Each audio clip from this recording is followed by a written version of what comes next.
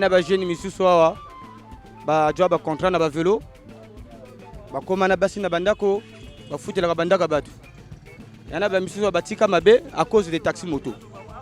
Bon biso to so comprendre même pas mikolo tout ba policier ba tungisaka to zo comprendre o ezo c'est passé té soki ba lingi ba tika biso ba ordre na bango biso to ko respecter soki ba droit to ko pesa mais biso to lingi ba policier ba tungisaka biso té na du moi makasi nanga na sombi moi vélo nanga na comme louer na comme diana mwasi na mwana à cause des taxis moto bon na moi makasi bo baba katango bon ngana ko suka ndenge nini na ko vivre ndenge nini na bi mabalabala ou moi ça kindumba lobi na tongo ba koloba nini na bi incapable non soki ba policier ba kangi biso wana vraiment ya longue histoire oyoka pafo baloba 24 000 50 000 60 000 bon na moi makasi bo recette ngo ya 5 000 na ko 60 000 wapi soit disant toyoka ki baloba ki bako tia biso ba papier mais ti lelo biso to zo dielango mais biso to lingi kaka ba tia biso à l'aise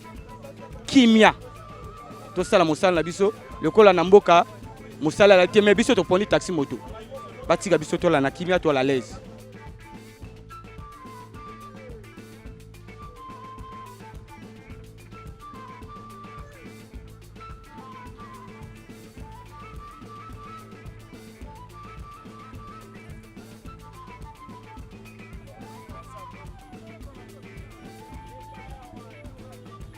Je ne sais pas qu'est-ce que des policiers veulent de nous. Qu'on soit des Koulouna, parce que là actuellement depuis 2020, lorsqu'il y avait confinement, quand les taxis motos ont commencé, il y avait quand même le taux des Koulouna qui ont diminué dans les quartiers. Aujourd'hui, si vous remarquez, une personne rentre dans la maison, donc il fait sa sortie et il rentre à la maison, vous sentez que vous avez quand même un peu la liberté parce qu'il y a eu diminution des taux de Koulouna.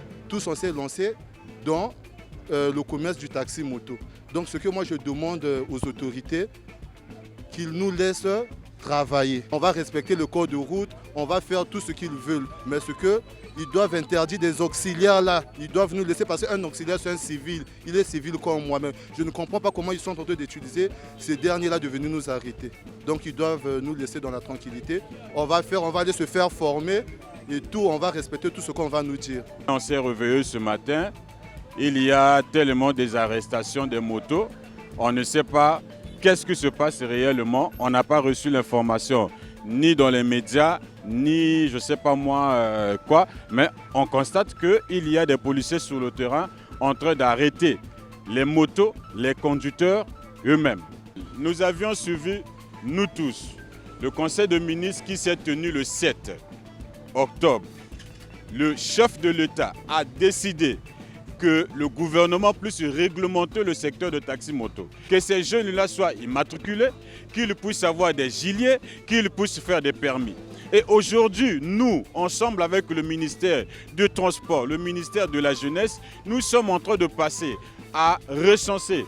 Aujourd'hui, nous avions recensé plus de 3200 jeunes qui sont aujourd'hui prêts à se faire former pour faire le taxi-moto. Mais on est surpris quand nous constatons qu'il y a la force publique qui descend sous le terrain pour arrêter les motos taxis. Pas de message, pas une lettre, pas une note circulaire, on ne comprend pas. Qu'est-ce qui se passe? Est-ce que la police ou la force publique ne comprend pas la vision de l'homme politique? Parce que c'est l'homme politique qui a la décision. Et le chef de l'État a décidé qu'on puisse réglementer le secteur. Qu'il laisse ces jeunes-là faire ce que l'État a décidé au lieu de les arrêter. Nous savions que c'est de l'habitude d'être des policiers. On sait que les policiers sont en train de vouloir donner cette mauvaise image à jeunes de taxi-moto pour leurs besoins. C'est pour leurs besoins. Vous allez constater les mêmes motos qui sont arrêtées ce matin. J'ai sillonné tout Brazzaville. On a arrêté les motos. Mais les mêmes motos qui sont arrêtées maintenant là sont délivrées dans le commissariat par un montant de 24 000. Mais pourquoi on a arrêté? Cause de quoi? Ces jeunes-là sont à la recherche de l'emploi. Le chef de l'État a donné un mot d'ordre. Le gouvernement de la République est en train de réfléchir comment mettre à la disposition de ces jeunes un arrêté qui va leur permettre de travailler. Et nous, le syndicat, avec les partenaires, nous sommes en train de former ces jeunes-là à l'apprentissage du code de la route. Et nous sommes en train de travailler avec les autorités pour que nous puissions donner des vrais résultats par rapport à la décision prise par le chef de l'État.